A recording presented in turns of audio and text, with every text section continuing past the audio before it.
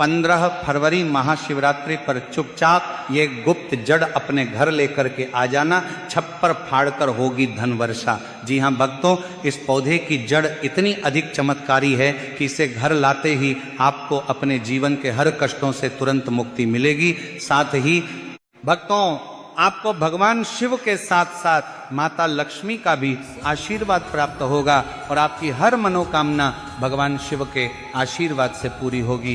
पूरे साल आपके ऊपर होगी धन की वर्षा, जीवन की हर अधूरी इच्छा होगी पूर्ण। जी हाँ भक्तों, जो भी व्यक्ति महादेव की सबसे प्रिय तिथि यानी कि महाशिवरात्रि पर इस पौधे की जड़ को अपने घर लेकर के आ जाता है तो उस व्यक्ति का भाग्य 7वें आसमान पर होगा। करियर और कारोबार में मिलेगी उन्नति। आने वाले समय में उस व्यक्ति को कामयाब होने से कोई नहीं रोक पाएगा। तो भक्तों, आपकी जानकारी के लिए बता दें कि 15 फरवरी महाशिवरात्रि आने में बस कुछ ही दिन शेष रह चुके हैं और अगर आप महादेव की इस प्रिय तिथि पर उस पौधे की जड़ को अपने घर लेकर के आ जाते हैं तो मात्र इतना ही करने से आपको साक्षात भगवान शिव की कृपा तो प्राप्त होगी ही और माता लक्ष्मी का आशीर्वाद भी पूरे साल भर आपके ऊपर बना रहेगा।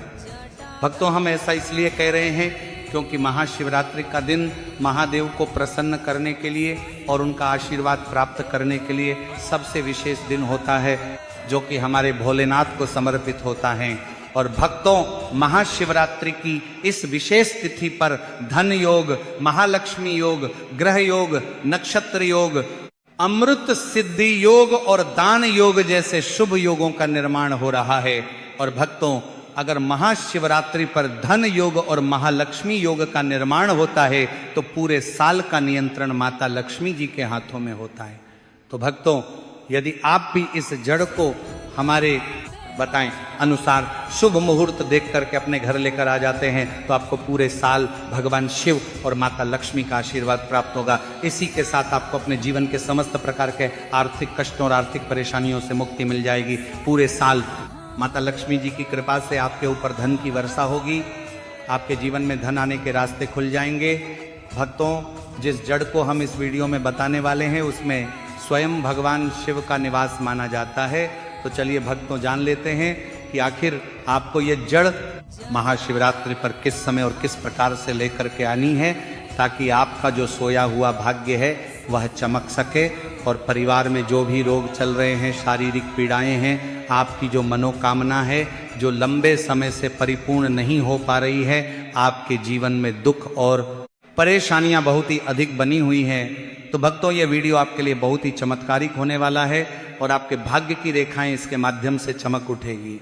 देखिए भक्तों, यदि आपने पशुपति व्रत कर लिए हैं, आपने सभी प्रकार के उपाय कर लिए हैं, लेकिन आपका मनचाहा विवाह नहीं हो पा रहा है, पुत्र प्राप्ति नहीं हो पा रही है, साथ ही साथ आपके ऐसे कई प्रकार के कार्य जो अभी तक परिपूर्ण नहीं हो पाए हैं, तो यह सभी कार्य इस एक कार्य से परिपूर्ण होने वाले हैं। तो भक्तों, उस चमत्कारी जड़ के बारे में जानने से पहले सभी शिव भक्त इस वीडियो को लाइक करें और कमेंट बॉक्स में श्री शिवाय नमस्तुभ्यम या फिर हर हर महादेव अवश्य लिखिए।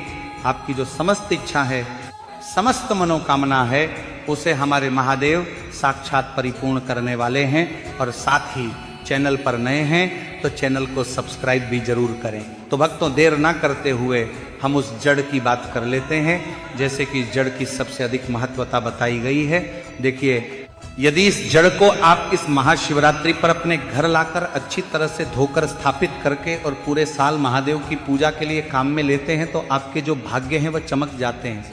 इस पेड़ की जो जड़ है वह अमृत है, इस पेड़ की मिट्टी जो है वह अमृत है, इस पेड़ की जो छाया है, जो भी व्यक्ति इसमें कुछ क्षण बैठ जाता है तो ऐसा कहा जाता है कि भक्तों के सारे रोग, सारे दुख दूर हो जाते हैं। इस पेड़ की पत्ती को यदि शिवलिंग पर चढ़ाया जाता है तो भक्त की सभी कामनाएं सिद्ध हो जाती हैं। इस पेड़ की जितनी महत्वता बताई जाए उतनी कम है। इस पेड़ को, इस वृक्ष को इस महाशिवरात्रि पर जो भी पति पत्नी लगा देते हैं उनके घर पुत्र का जन्म होता है। यदि लंबे समय से संतान प्राप्ति बता नहीं हो पा रही है, संतान सुख नहीं मिल पा रहा है, तो ये सभी समस्याएं भी समाप्त होती हैं। क्योंकि ये जो पौधा है महादेव का स्वयं अंश माना गया है। यह पौधा कोई सामान्य नहीं है, यह पौधा एक चमत्कारिक पौधा है। जिस वृक्ष यानी कि जिस पौधे की हम बात कर रहे हैं वह है बेलपत्र का वृक्ष। भक्तों, महाशिवरात्रि का पर्व आने में बस कुछ ही दिन शेष रह चुके हैं और इस महाशिवरात्रि पर आपको बेलपत्र की वृक्ष की जड़ को किसी भी दिन अपने घर लेकर के आ जाना है। यानी कि आपको बेलपत्र का जो वृक्ष है इससे तोड़ के लानी है और इसे आपको अपने घर लाके अच्छे से इसे साफ सुथरे पानी से धो लेना है। देखिए, ये जो बेलपत्र की जड़ आप लेकर के आएंगे तो इसे आपको शुभ तिथि में लेकर के आना है। तो भक्तों, बेलपत्र की जड़ को लेकर के आने से पहले आपको बेलपत्र की पत्तियों को तोड़ने और इस जड़ को लाने से जुड़े कुछ नियम भी जान लेना चाहिए। तो भक्तों, सबसे पहले तो बेलपत्र की जो जड़ है इसे आपको सोमवार के दिन बिल्कुल भी लेकर के नहीं आना है, क्योंकि सोमवार के दिन बेलपत्र की पत्तियां तोड़ना, बेलपत्र की छाल तोड़ना अच्छा नहीं माना जाता है। साथ ही साथ पूर्णिमा की जो तिथि है इस पर भी आप बेलपत्र की पत्ती या फिर जड़ तोड़ के नहीं ला सकते हैं, इस बात का भी आपको ध्यान रखना है। साथ ही साथ अमावस्या की जो तिथि है इसमें आप रात्रि के समय या फिर शाम के समय बेलपत्र की पत्ती या फिर जड़ तोड़ करके नहीं ला सकते हैं। इसके अलावा आप अन्य कोई भी दिन हो, चाहे वो मंगलवार का दिन हो, बुधवार का दिन हो, गुरुवार का दिन हो, शुक्रवार का दिन हो, शनिवार का दिन हो, रविवार का दिन हो, किसी भी प्रकार का दिन हो, उस दिन आप बेलपत्र की पत्ती और बेलपत्र की जड़ लेकर के आ सकते हैं। बस आपको सोमवार, शिवरात्रि, प्रदोष, अमावस्या, पूर्णिमा, इन तिथियों पर बेलपत्र की वृक्ष की पत्ती या फिर जड़ लेकर के नहीं आना चाहिए। तो देखिए, सबसे पहले तो आपको बेलपत्र की जड़ अपने घर लेकर के आ जानी है। अब भक्तों ध्यान दीजिए कि 14 फरवरी को है प्रदोष की तिथि और 15 फरवरी को है महाशिवरात्रि। तो इस दिन ना तो हम बेलपत्र की पत्तियां तोड़ सकते हैं और ना ही हम बेलपत्र की जड़ को लेकर के अपने घर आ सकते हैं। तो ऐसे में अब हम महाशिवरात्रि पर इस जड़ को घर कैसे ला सकते हैं? तो देखिए भक्तों, यदि आप हो सके तो इस जड़ को महाशिवरात्रि से पहले यानी कि 15 फरवरी से पहले ही अपने घर ला करके रख दीजिए और महाशिवरात्रि पर आप इस जड़ को हमारे बताए अनुसार प्रयोग कीजिए। तो भक्तों, जैसा कि आपको अभी बताया गया कि 14 फरवरी को प्रदोष है और 15 फरवरी को है महाशिवरात्रि। तो ऐसे में नियम के अनुसार तो इन दोनों ही दिन बेलपत्र के वृक्ष से पत्तियां तोड़ना या फिर जड़ या फिर छाल साल कुछ भी तोड़ना भगवान शिव को क्रोधित कर सकता है। इसीलिए भक्तों ध्यान दीजिए, आप इस जड़ को चाहें तो 13 फरवरी के दिन किसी भी समय लेकर के आ सकते हैं, साथ ही 14 फरवरी को प्रदोष के दिन भी ला सकते हैं। अब भक्तों, आप कहेंगे कि गुरुजी अभी तो आपने बताया कि प्रदोष की तिथि पर बेलपत्र की पत्ती या जड़ नहीं तोड़ सकते हैं। तो भक्तों ध्यान दीजिए, 13 फरवरी को है एकादशी, तो इस दिन तो आप लेकर के आ सकते हैं, इसमें कोई भी दिक्कत और परेशानी नहीं है। लेकिन जो भक्त इस दिन किसी कारण से नहीं लेकर के आ सकें तो वह 14 फरवरी प्रदोष के दिन भी लेकर के आ सकते हैं। तो भक्तों इसे समझिए, 14 फरवरी को प्रदोष की जो तिथि है ये शाम 4:01 से शुरू हो रही हैं, यानी कि इससे पहले द्वादशी की तिथि रहेगी। तो इस समय से पहले भी आप बेलपत्र की जड़ अपने घर लेकर के आ सकते हैं। तो आप 13 फरवरी या 14 फरवरी को शाम 4 बजे से पहले इस जड़ को किसी भी समय अपने घर लेकर के आ सकते हैं। अब भक्तों, सबसे पहले तो आपको बेलपत्र के वृक्ष की जड़ को अपने घर लेकर के आना है और आपको इसे अच्छे से साफ सुथरा करके शिव मंत्रों का वंदन करना है। आपको श्री शिवाय नमस्तुभ्यम या फिर ओम नमः शिवाय इस मंत्र का लगातार जाप करते रहना है। तो देखिए, सबसे पहले तो आप जो बेलपत्र की जड़ लेकर के आए थे इसे आपको किसी भी कपड़े में बांध लेना है। अब देखिए, बेलपत्र की जड़ को किसी भी कपड़े के ऊपर रखने के बाद इसके बाद आपको कोई सा भी एक पत्थर लेना है।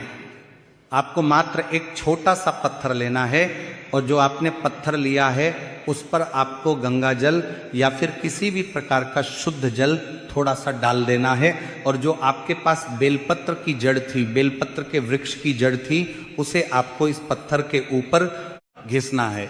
यानी कि आपको बेलपत्र के वृक्ष की जड़ अपने घर लेकर के आनी है।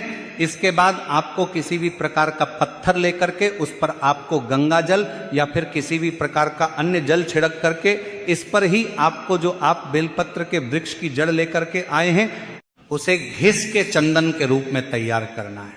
अब आपको ये जो चंदन है इसे आपको 15 फरवरी महाशिवरात्रि पर सीधे लेकर के पहुंचना है भगवान शिव के मंदिर में। और मंदिर पहुंचने के बाद सबसे पहले तो आपको भगवान शिव के शिवलिंग के दर्शन करना है, और फिर शिवलिंग पर आपको इस चंदन से या तो त्रिपुंड का निर्माण करना है या फिर इसी चंदन से आपको शिवलिंग पर ओम का निर्माण करना है।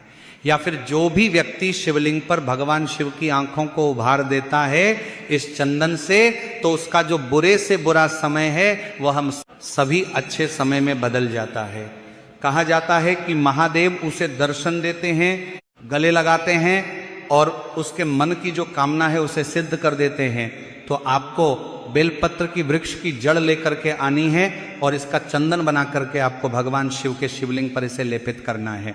तो इस प्रकार से आपको पहला उपाय करना है बेलपत्र के वृक्ष की जड़ के चंदन से। अब दूसरा कार्य आपको यह करना है कि आप सभी को विशेष तौर पर बेलपत्र वृक्ष का जो चंदन है, अगर उसे आप शिवलिंग पर चढ़ाते हैं इस महाशिवरात्रि पर या भगवान भोलेनाथ की किसी भी प्रिय तिथि पर, और यह जो शिवलिंग पर चढ़ाया हुआ चंदन है इसे आप पुनः थोड़ी सी मात्रा में अपनी हथेली में लेकर के इसे ग्रहण कर लेते हैं, यानी कि इस चंदन को प्रसाद स्वरूप भी आप ग्रहण कर लेते हैं। तो ऐसी मान्यता है कि आपके शरीर के जो भी रोग हैं, संकट है, कष्ट हैं, वह सभी दूर होने लगेंगे। तो बेल पत्र की जड़ का यह विशेष उपाय आपको करना है।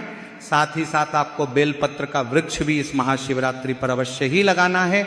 इससे आपके घर के जो संकट, कष्ट, पीड़ा है वह सभी समाप्त हो जाती है। तो इस प्रकार से आपको महाशिवरात्रि के इस महासंयोग में बेलपत्र के वृक्ष की जड़ का प्रयोग अवश्य करना है। आपके जीवन से जो सारे संकट हैं, बाधाएं हैं, कष्ट हैं, वह स्वयं महादेव दूर करने वाले हैं। तो अंतिम मौका आपके पास बचा हुआ है, इसलिए आपको इस महाशिवरात्रि में यह चमत्कारी जड़ जरूर से लेकर आना है। जो चाहोगे वह सब कुछ मिलेगा।